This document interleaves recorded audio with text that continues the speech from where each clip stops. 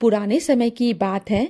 एक कृष्ण भक्त के घर श्रीमद् भागवत की कथा चल रही थी। घर के सब लोग कथा अमृत का गुणगान सुन रहे थे। उसी समय अवसर का लाभ उठाकर एक डाकू उस घर में घुस गया। भगवान की कुछ ऐसी लीला हुई कि उसे बहुत खोजने पर भी कुछ न मिला। कथावाचक पंडित जी उस समय भगवान श्री कृष्ण के बचपन की मधुर लीलाएं सुना रहे थे। अचानक कथा के ये अंश डाकू के कानों में भी पड़े। यशोदा मैया ने अपने प्यारे कन्हैया को माखन मिश्री और भिन्न भिन्न प्रकार के पकवानों का कलेऊ कराकर बड़े चाव से सजाया। लाखों करोड़ों रुपयों के गहने, हीरे मोती से जड़े सोने के आभूषण अपने बच्चों को पहनाए। कृष्ण और बलराम के सोने के मुकुट, हार और बाजूबंद में मनियां जगमगा रही थीं।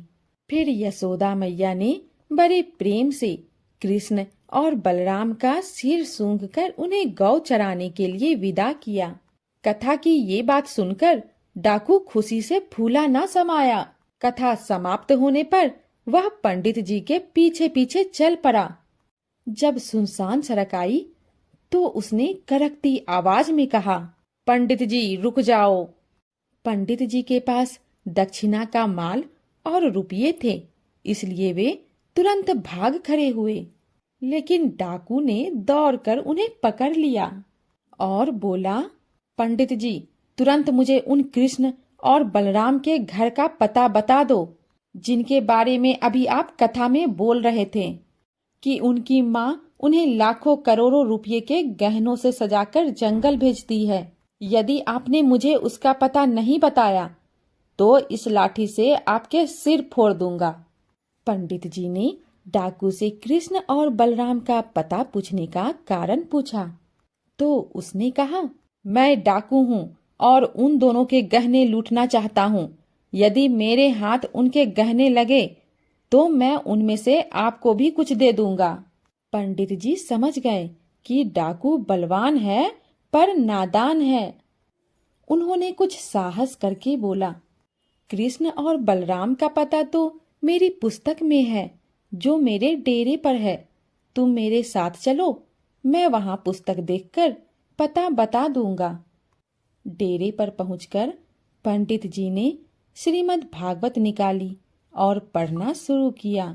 कृष्ण और बलराम के दर्शन प्रायः यमुना के तट पर वृंदावन में कदम्ब वृक्ष के नीचे होते हैं। डाकू ने उनसे कृष्ण बलराम के स्थान की दूरी पूछी तो पंडित जी ने कहा, सीधे उत्तर दिशा की ओर चलते जाओ। जहां भी नदी के किनारे कदम्ब का वृक्ष हो, पास में एक छोटा सा पर्वत हो, घना जंगल हो, गौओं के चरने का मैदान हो और वंशी की मधुर धुन सुनाई पड़े तो समझ लो कि उसी स्थान पर वे दोनों बालक गौवें चराने आते हैं। डाकू ने पूछा, पंडित जी क्या वे दोनों प्रतिदिन वहां गौ चराने आते हैं और उनका आने का समय क्या है? पंडित जी बोले, वे दोनों तो वहां प्रतिदिन प्रातः काल में आते हैं और उस समय थोड़ा थोड़ा अंधेरा भी छाया रहता है। डाकू ने पूछा, पंडित जी आपके हिसाब से उनके पास कुल मिलाकर लगभग कितने रुपये के गहने होंगे? पंडित जी ने कहा, अरे इसकी तो कोई गिनती नहीं है, करोड़ों अरबों से भी ज्यादा। यह सुनकर डाकू प्रसन्नता से झूम उठा और पंडित जी को प्रणाम कर चल दिया। पंडित जी मन ही मन हंसे, पर तभी उन्हें यह चिंता व्यापी कि 3-4 दिन तो डाकू कृष्ण बलराम को खोजने का प्रयत्न करेगा, किंतु उनके ना मिलने पर वह यहाँ आकर उन पर अत्याचार न करने लगे।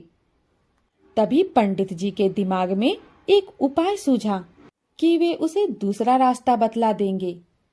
वह 3-4 दिन फिर भटकेगा और तब तक पंडित जी अपनी कथा समाप्त कर अपने गांव चलते बनेंगे। उधर डाकू अपने घर पहुंचा। उसके दिमाग में गहनों से लदे बालकों को ढूंढने की धुन सवार हो गई। उसके मन में कृष्ण बलराम का नाम गूंजने लगा और आंखों के सामने गहनों से लदे दो सुंदर बालक नाचने लगे। रात के अंधेरे में डाकू अपने कंधे पर लाठी रखकर निकल पड़ा ताकि प्रातःकाल होते होते उस स्थान पर पहुंच सके जहां कृष्ण और बलराम प्रतिदिन गौवें चराने आते हैं। उसके होठों से अनजाने में ही दोनों नंद कुमारों कृष्ण और बलराम का नाम निकल रहा था। चलते चलते डाकू को कल कल बहती हुई एक नदी मिली। ढूंढने पर उसे उसके आसपास कदम्ब का एक वृक्ष भी मिल गया। भगवान श्री कृष्ण की लीला से उसी स्थान पर वृंदावन प्रकट हो गया और डाकू को पास ही छोटा सा पर्वत, घना जंगल और गौवों को चरने का मैदान भी दिखाई देने लगा। डाकू की खुशी का ठिकाना न रहा। वह कदम्ब के वृक्ष पर चढ़ गया और सवेरा होने की प्रतीक्षा करने लगा। धीरे धीरे सूर्य नारायण भगवान पर्वत के पीछे से उदित हुए। उनकी रंग बिरंगी किरणें नदी की लहरों के ऊपर नर्तन करने लगी, किंतु डाकू को अभी वंशी की मधुर स्वर सुनाई नहीं पड़ा। अतः वह और भी चौकन्ना होकर बैठ गया। उसका हृदय वंशी का स्वर सुनने और आभूषणों से सजे धजे कृष्ण बलराम को देखने के लिए रह रहकर तड़पने लगा। डाकू की लंबी प्रतीक्षा समाप्त हुई। उसे कहीं से बहुत दूर से वंशी की सुरीली लहर आती सुनाई पड़ी। वंशी का स्वर जैसे ही डाकू के कान के रास्ते उसके हृदय में प्रविष्ट हुआ, वह आनंद के आवेश में अपने सुध बुध खो बैठा और मूर्छित होकर वृक्ष से नीचे गिर पड़ा। कुछ क्षण बाद उसकी मूर्छा दूर हुई तो वह उठ खड़ा हुआ। अचानक उसने देखा कि पास का घना जंगल प्रकाश से जगमगा रहा है। प्रकाश के पुंज में श्याम और गौर वर्ण के दो सुंदर बालक खड़े हुए मुस्कुरा रहे हैं। गौवें और ग्वाल उनसे आगे निकल गए हैं। दोनों बालकों ने भांति भांति के सुंदर आभूषण पहने हुए हैं। डाकू ने कृष्ण बलराम को देखा तो मंत्रमुग्ध होकर झूम उठा। वह मन ही मन बोला, ये दोनों निश्चय ही वही बालक है जिनके बारे में पंडित जी कथा में बता रहे थे। हाय, इतने नन्हे सुकुमार सुंदर बालकों को इनके माता पिता ने कैसे गौवें चराने जंगल में भेज दिया। इनसे गहने छीनने का नहीं, बल्कि इन्हें तो और भी गहनों से सजाने का मन करता है। तभी डाकू के गंदे संस्कार आगे आए और बोले, यदि तू इनसे गहने नहीं छीनेगा तो तू आखिर यहाँ आया क्यों है। डाकू लाठी लेकर कृष्ण बलराम के पीछे दौड़ा और करकती हुई आवाज से बोला, जहाँ खड़े हो वहीं रुक जाओ, सारे गहने निकालकर मुझे दे दो। लीला नटनागर बाल श्री कृष्ण भयभीत होकर माँ बाबा को जोर जोर से पुकार करने लगे। डाकू ने जैसे ही झटपट अपने हाथ से उनका मुंह दबाकर उनकी आवाज बंद करना चाही, तभी उनके स्पर्श से उसके शरीर में बिजली दौड़ गई और वह बेसुध होकर गिर पड़ा।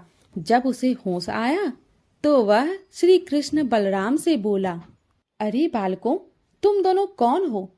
मैं ज्यों ज्यों तुम्हें देखता हूँ तुम मुझे त्यों त्यों और अधिक सुंदर और मनमोहक क्यों दिखाई दे रहे हो। हाय, तुम्हारा स्पर्श कितना मधुर और शीतल है। तुम्हारे स्पर्श से और तुम्हें देखकर मुझे रोमांच क्यों हो रहा है। मैं इतना अधीर क्यों हो रहा हूँ। क्या तुम दोनों कोई देव हो। श्री कृष्ण मुस्कुराते हुए बोले, नहीं, हम मनुष्य हैं और व्रज के राजा नंद बाबा के लड़के हैं। डाकू बोला, मैं तुम्हारे आभूषण नहीं छीनूंगा, केवल एक बार अपने चरण मेरे सिर पर रख दो, मुझे अपने हाथों का स्पर्श करने दो। क्या तुम प्रतिदिन इसी रास्ते से जाकर मुझे दर्शन देकर मेरे हृदय की ज्वाला शांत नहीं करोगे। तो श्री कृष्ण बोले, यदि तुम हमें ना मारने और हमारे आभूषण ना छीनने की प्रतिज्ञा करो तो हम प्रतिदिन यहाँ से आ सकते हैं। डाकू ने प्रतिज्ञा कर उनसे अगले दिन पुनः आने को कहा। श्री कृष्ण उन्हें अपने आभूषण स्वयं उतारकर देने लगे। तो डाकू बोला, अब गहनों की इच्छा तो नहीं है, किंतु आपकी बात टाली भी नहीं जाती। लेकिन आपके माता पिता आपके शरीर पर गहने ना होने पर आपको डांटेंगे तो नहीं? श्री कृष्ण बोले, हम राजकुमार हैं और हमारे पास ऐसे बहुत सारे गहने हैं। डाकू खुश होकर बोला, तो फिर कल और गहने लेकर आना, लेकिन मैं आपके गहने ना तो अपने हाथ से छीनूंगा और ना ही लूंगा। आपको देने हैं तो मेरे दुपट्टे में बांध दो। कृष्ण जी ने उसके दुपट्टे में गहने बांधकर उसे देते हुए कहा, कल फिर आना, कल और गहने देंगे। डाकू प्रसन्नता भरे आश्चर्य से बोला, कल भी दोगे? गहने चाहे ना देना, लेकिन दर्शन देने जरूर आना। हाँ हाँ, जरूर आएंगे, गहने भी देंगे और दर्शन भी। यह कहकर कृष्ण बलराम गौवों और ग्वालों के पीछे पीछे चले गए। डाकू प्रसन्नता से नाचता हुआ रात को पंडित जी के डेरे पर पहुंचा और उसके सामने गहनों की पोटली रख दी और बोला, पंडित जी देखो कितने सारे गहने लेकर आया हूँ। आपका जितना मन हो उतने ले लो, कल वह इनसे और भी ज्यादा गहने लाएगा। पंडित जी चकित होकर बोले, मैं जिनकी कथा कहता हूँ, क्या तू उन कृष्ण बलराम के ही गहने लाया है? डाकू बोला, और नहीं तो क्या, देखिए ना, यह सोने का मुकुट और यह सोने की बंसी। पंडित जी उन अलौकिक आभूषणों को देखकर हक्के बक्के रह गए, जो श्री कृष्ण बड़े बड़े योगी तपस्वियों को सहस्र वर्ष तप करने पर भी नहीं मिलते, वे इस डाकू को एक ही दिन में कैसे मिल गए? उन्होंने डाकू से अगले दिन उन्हें भी कृष्ण बलराम के दर्शन के लिए ले चलने को कहा। अगले दिन दोनों प्रातः काल से पहले ही उस स्थान पर पहुंच गए। डाकू ने पंडित जी को वृक्ष के पीछे छिपा दिया कि कहीं उन्हें देखकर वे दोनों बालक ना आए। जैसे ही प्रातः काल हुआ, डाकू वंशी का मधुर स्वर सुनकर आनंदित हो उठा, किंतु पंडित जी को वह स्वर सुनाई ही नहीं दिया। कुछ देर में कृष्ण बलराम दूर से आते दिखाई दिए, परंतु पंडित जी उन्हें ना देख सके। पंडित जी डाकू से बोले, मुझे तो दोनों बालक दिखाई नहीं दे रहे हैं। तुम श्री कृष्ण से कहना कि आज जो देना चाहते हो इन पंडित जी के हाथ पर दो। जब कृष्ण बलराम डाकू के पास आ गए तो उन्होंने उससे पूछा, गहने लोगे? डाकू पश्चाताप स्वर में बोला, नहीं, मैं गहने नहीं लूंगा। तुमने जो गहने कल दिए थे उन्हें भी लौटाने को आया हूँ।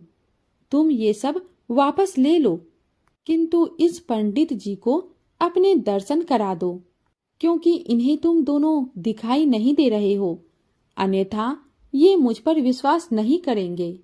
श्री कृष्ण बोले, अरे भैया, ये विद्वान है, लेकिन अभी इसका हृदय प्रेम से रहित है, अतः अभी ये मेरे दर्शन के अधिकारी नहीं है।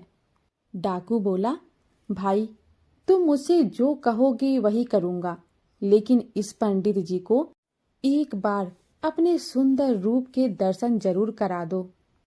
श्री कृष्ण हंसकर बोले, ठीक है, तुम एक साथ पंडित जी और मुझे स्पर्श करो।